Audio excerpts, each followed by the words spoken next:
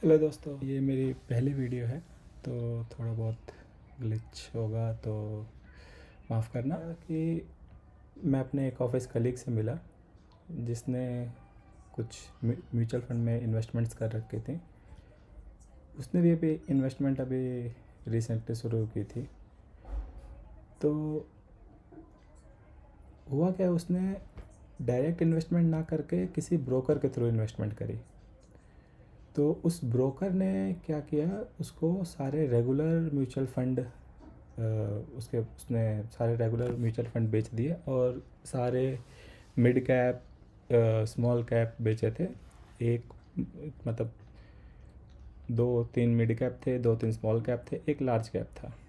तो मैंने उसने जब मेरे को दिखाया ये, तो मैंने उससे बात करी तो वो बोल रहे कि मेरे को उतना आइडिया नहीं है, मेरे को इन्वेस्टमेंट शुरू करना था तो मैंने यूट्यूब पे देखा तो ये मेरे को ये म्यूचुअल फंड ये ब्रोकर दिखा तो मैंने वहाँ से मतलब अप्लाई कर दिया।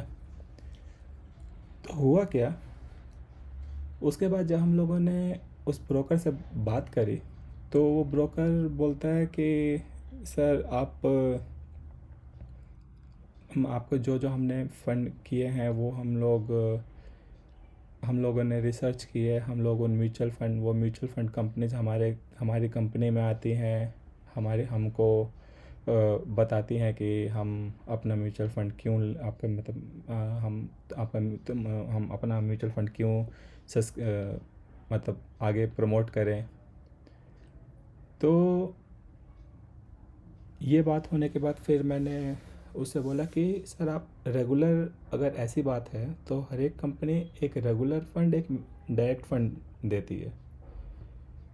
तो अगर आप मेरे फ्रेंड का भला चाह रहे हैं तो आपने डायरेक्ट फंड क्यों नहीं बताया उसका। आप डायरेक्ट फंड बताते मेरे दोस्त को थोड़ा सा फ़ायदा होता। तो इस बात पे तो वो एग्री किया कि सर रेगुलर फंड में हमारा कमीशन होता है थोड़ा सा। पर ये भी उस एग्री किया 1 घंटे की बात के 1 घंटे की मतलब हम लोगों ने उससे बात की, उसके बाद इस बात पे एग्री हुआ। तो मेरा कहना ये है कि अगर किसी कोई भी हो जिसको मार्केट समझ नहीं आ रहा है, तो होता क्या है कि आप मार्केट के रिसर्च के लिए किसी से पूछ सकते हैं या किसी से कुछ बात कर सकते हैं, पर इन्वेस्ट कहाँ करना है वो आपका डिसीज़न होना चाहिए। ये नहीं कि मेरे को इसने बोला तो मैं इसको ख़रीद लूँ, उसने बोला कि मैं एच एल ख़रीद लूँ तो मैंने एच एल ख़रीद लिया, इसने बोला कि एच डी एफ सी ख़रीद लूँ, एच डी एफ सी ख़रीद लिया। ऐसे नहीं होता। ऐसे अगर आप करने लग गए तो आप कुछ अच्छा भी खरीदेंगे पर अधिकतर कचड़ा स्टॉक्स खरीद के बैठेंगे। तो मेरा कहना ये है कि अगर आपको कुछ समझ नहीं आ रहा तो आप बेसिक से शुरू करिए। जैसे मैंने शुरू किया था, तो जब मेरे को कुछ समझ नहीं आता था तो मैंने कुछ वीडियोस देखे। उसके बाद मार्केट में मेरी पहली इन्वेस्टमेंट थी ईटीएफ। ईटीएफ क्या होता है? Exchange traded fund. मतलब जैसे आपको मेरी स्क्रीन पे दिख रहा होगा निफ्टी, सेंसेक्स, बैंक निफ्टी। अब क्या है कि मैं निफ्टी को डायरेक्ट नहीं खरीद बाई कर सकता। देख, कोई भी ब्रोकर कुछ भी हो, ये निफ्टी को डायरेक्ट खरीदने का ऑप्शन नहीं देता है। तो निफ्टी जो भी स्टॉक्स निफ्टी 50 में है, मैं चाहता हूँ कि मैं ये सारे स्टॉक्स खरीद लूँ। तो क्या होगा कि अगर मैं सारे स्टॉक्स एक एक करके ख़रीदने लगूँगा तो बहुत ज़्यादा अमाउंट हो जाएगा। फॉर एग्ज़ाम्पल, अभी जैसे मान लो मैं एक एक स्टॉक्स खरीद रहा हूँ सबके, तो रिलायंस अभी 1500 पे है, एच डी एफ सी करीब 1000 पे है, एयरटेल 2000 पे है, टी सी एस 3000 पे है। तो ऐसे अगर मैं करने लग गया तो मैं अपनी पहले इन्वेस्टमेंट कभी कर ही नहीं पाऊँगा, क्योंकि शुरू में किसी के पास उतना पैसा नहीं होता। शुरू में सब आते हैं कि थोड़ा सा जोश होता है कि चलो इन्वेस्ट करते हैं, क्योंकि आजकल ट्रेंड चल रहा है शेयर मार्केट में। जब से स्कैम 1992 आया है तब से ट्रेंड है कि मार्केट में पैसा डालो, आज डालो कल डबल। तो ऐसा नहीं होता है। ये होता था, कोविड के टाइम पे हुआ था। हमने भी कुछ स्टॉक्स में इन्वेस्ट किया था तो वो डबल हो गए थे। वो है, पर आज की मार्केट में पर वो चीज़ नहीं होती है। मतलब आज के मार्केट का सच ये है कि आपने डाला है किसी भी उस पर, अगर आपने कुछ प्रॉपर रिसर्च नहीं की है, कुछ स्टॉक्स को पढ़ा नहीं है, तो वो लॉस भी देगा, प्रॉफिट भी दे सकता है। तो सबसे, मान लो मेरी पहली इन्वेस्टमेंट है, तो पहली इन्वेस्टमेंट में अगर किसी को लॉस हो गया तो क्या होगा कि वो फिर मार्केट से चला जाएगा, वो दोबारा मार्केट में नहीं आने वाला। वो उसको यही लगेगा कि मार्केट एक जुआ है, पैसे डाल के यहाँ पे बर्बादी है। आपने सुना भी होगा कि मार्केट सट्टा बाज़ार है। तो सट्टा बाज़ार इन्वेस्टमेंट नहीं है। जो लोग इन्वेस्ट कर रहे हैं प्रॉपरली चेक करके सब कुछ वो इन्वेस्ट कर रहे हैं, वो सट्टा बाज़ार उनके लिए सट्टा बाज़ार नहीं है। सट्टा बाज़ार किसके लिए है? आए, मेरे पे 10,000 रुपये हैं, एक अकाउंट ओपन किया, चले गए ट्रेड करने। तो बिना पढ़े, बिना कुछ समझे, कॉल क्या होता है, पुट क्या होता है, बस ट्रेड करना है, पैसे डबल करने हैं, बस यही रट है, पैसे डबल करने हैं। तो उसके लिए, उन लोगों के लिए, एक दिन आप प्रॉफिट में जाओगे, 2 दिन प्रॉफिट में जाओगे, मान लो एक हफ्ता प्रॉफिट में गए, पर जितना प्रॉफिट एक हफ्ते में कमाया है ना, वो 8वें दिन मार्केट आपसे डबल ले लेगा। तो जब 8वें दिन थोड़ा लॉस हुआ तो इंसान, मतलब बाय डिफ़ॉल्ट हम लोग थोड़े ग्रीडी होते हैं कि जब प्रॉफिट हो रहा होता है तो अपन ही भगवान है, पर अगर लॉस हुआ तो थोड़ा सा डर रहता है कि ये लॉस हो गया, चलो एक ट्रेड और ले लेता हूँ, पैसा रिकवर कर लूँगा, एक ट्रेड और लेता हूँ।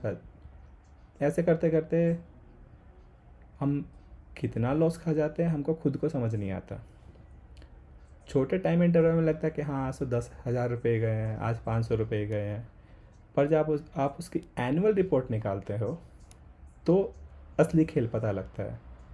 उसके अंदर STT, गवर्नमेंट टैक्स, ये टैक्स, ब्रोकरेज, 50 तरीके के टैक्स होते हैं। मतलब जितना आपने लॉस नहीं किया उससे ज़्यादा टैक्स होते हैं। तो इन सब से बचने का एक सिंपल सा तरीका है, आप किसी से कुछ बात मत करो। आप कोई भी, जो आपका फेवरेट ट्रेडर, मतलब फेवरेट ब्रोकर हो, फेवरेट क्या, जो भी ब्रोकर हो जो पैसे ना लेता हो, मतलब AMC, एनुअल मेंटेनेंस चार्ज ना लेता हो, उस पर एक अकाउंट ओपन करो। तो मैं ग्रो यूज़ करता हूँ। इससे पहले मैं जीरोधा यूज़ करता था। जीरोधा अच्छा है, पर जीरोधा पे एनुअल फ़ी है, तो मैं उतना एक्टिव नहीं, मतलब मैं एक पैसिव टाइप का हूँ, पैसिव इन्वेस्टर टाइप का।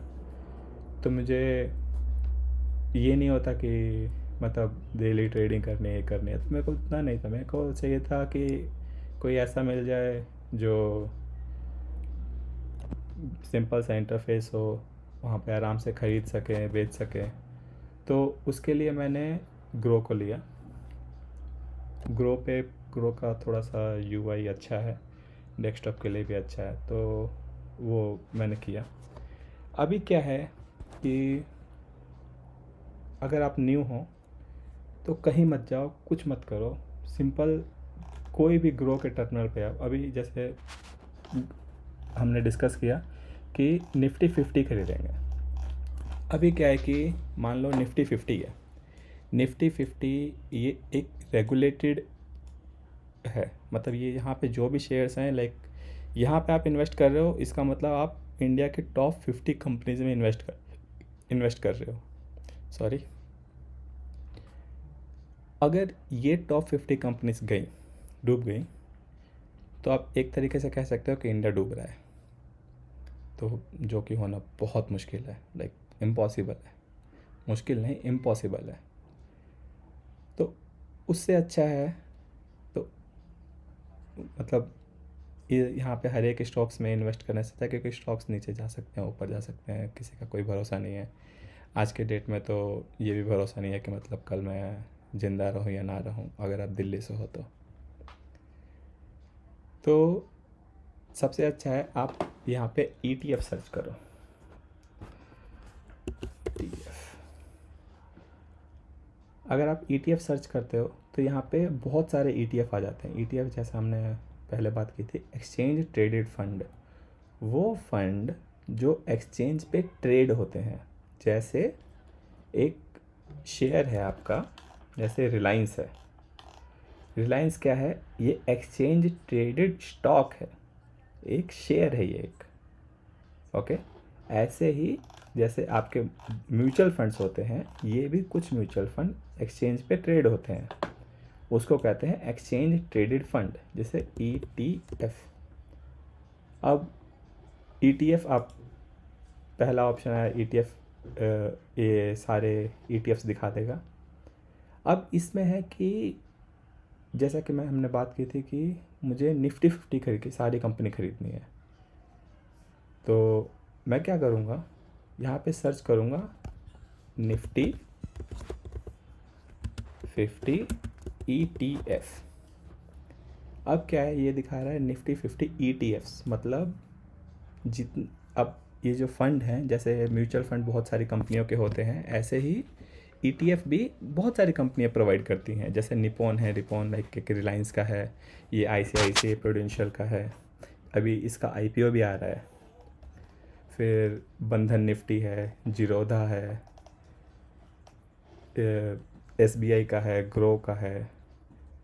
तो आप इसमें से कोई सा भी एक पकड़ लो, इन्वेस्ट करो, ये सेफेस्ट है। अब क्या है इसमें, आप मतलब जैसे आप हर एक शेयर खरीद रहे थे, तो एक शेयर आपको, रिलायंस का ही शेयर मान लो 2,000-1,500 का मिल रहा था, तो आप उतना तो नहीं खरीद सकते। पर क्या ETF में क्या है, जैसे हम लोग एग्जांपल लेंगे निपॉन इंडिया ETF का, ये एक निफ्टी 50 का ETF है। अभी इसमें क्या है कि हम लोग अब निफ्टी की सारी कंपनी तो खरीद नहीं सकते, इतना है नहीं। तो अभी क्या है कि हम लोग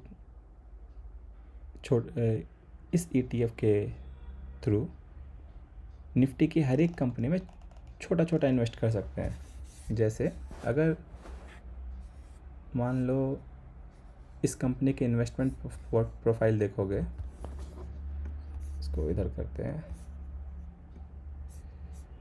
अगर आप इस कंपनी के इन्वेस्टमेंट प्रोफाइल देखोगे तो ये इन्वेस्ट कर रही है HDFC, Reliance, ICICI, Bharti Electronics, Infy, L&T, SBI। अगर आप सेम चीज़ स्टॉक्स पे जाओगे, फिर निफ्टी में जाओगे,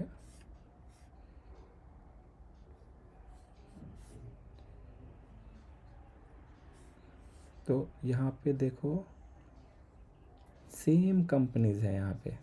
रिलायंस, जो कंपनी उस ETF में है वो कंपनी इस ETF में है, मतलब निफ्टी 50 में है। तो हम लोग क्या करेंगे, यहाँ से हम लोग सब कुछ तो खरीद नहीं सकते, तो हम लोग क्या करेंगे, यहाँ इसको बाई करेंगे। इसको बाई करने के साथ साथ क्या होगा कि हम लोग कह रहे हैं कि हम निफ्टी की सारी कंपनीज़ में हम लोगों ने थोड़ा थोड़ा पैसा डाल दिया। अब क्या है कि जैसे हमने निफ्टी की सारी कंपनीज में पैसा डाला,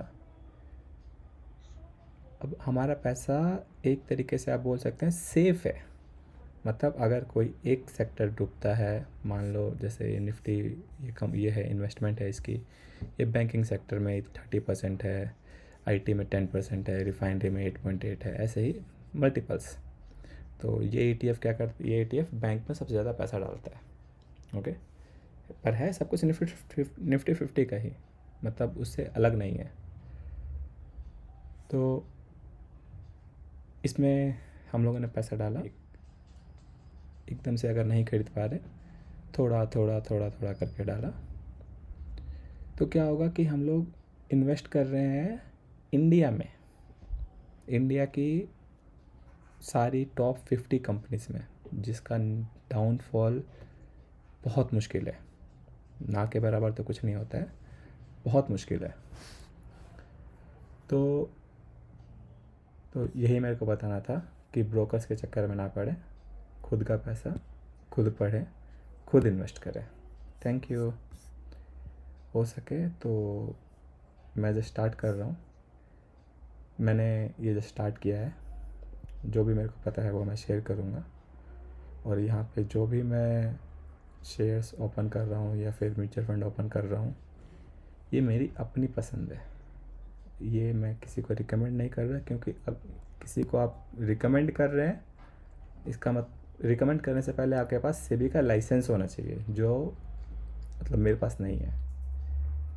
तो thank you, see you in the next video.